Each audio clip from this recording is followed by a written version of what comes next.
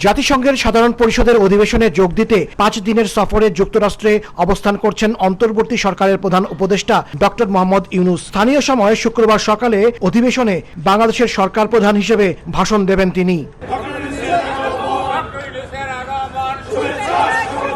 এ উপলক্ষে নিউ ইয়র্কে জাতিসংঘ সদর দপ্তরের সামনে ডক্টর ইউনূসের সমর্থনে সমাবেশ কর্মসূচি ঘোষণা করেছে বিএনপির যুক্তরাষ্ট্র শাখা। কর্মসূচি সফল করতে বিভিন্ন স্থানে প্রস্তুতি সভাও করেছেন নেতাকর্মীরা। এতে দলটির কেন্দ্রীয় নেতারাও অংশ নিচ্ছেন।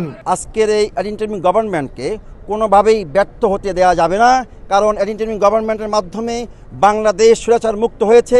নেতাকর্মীরা জানান, গণ অভ্যুত্থানের পর অন্তর্বর্তী সরকারের প্রধানের দায়িত্ব নিয়ে শেখ হাসিনার অপশাসন থেকে বাংলাদেশকে মুক্ত করেছেন ডক্টর ইউনূস। শুভেচ্ছা জানাতে, অভিনন্দন জানাতে সারা যুক্তরাষ্ট্র থেকে নেতাকর্মীরা এখানে এসেছেন। আমরা দফায় দফায় শুভেচ্ছার ব্যক্ত করছি। আমাদের সরকার প্রধানের সাথে সবাই ওয়েট করতেছে তার সাথে মিটিং করার জন্য, দেখা করার জন্য। বিএনপি নেতাকর্মীরা আশা করছেন বাংলাদেশ পুনর্গঠনের কাজ শেষে ডক্টর ইউনূস দ্রুততম সময়ের মধ্যে নির্বাচন অনুষ্ঠানের ব্যবস্থা করবেন। প্রধান উপদেষ্টা ডক্টর মোহাম্মদ ইউনূসের যুক্তরাষ্ট্র আগমন উপলক্ষে এর আগেও জেএফকে আন্তর্জাতিক বিমানবন্দরে তাকে স্বাগত জানিয়ে প্রীতি সমাবেশ করেছিল যুক্তরাষ্ট্র বিএনপি।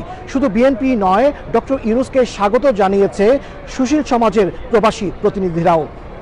শুক্রবার জাতিসংঘে ভাষণ দেওয়ার পর ওই দিনেই ঢাকার উদ্দেশ্যে নিউ ইয়র্ক ছাড়বেন ডক্টর ইউনূস। হাসানুজ্জামান সাকি, সময় সংবাদ, বাংলাদেশি অধ্যুষিত এলাকা জ্যাকসন হাইটস, নিউ ইয়র্ক।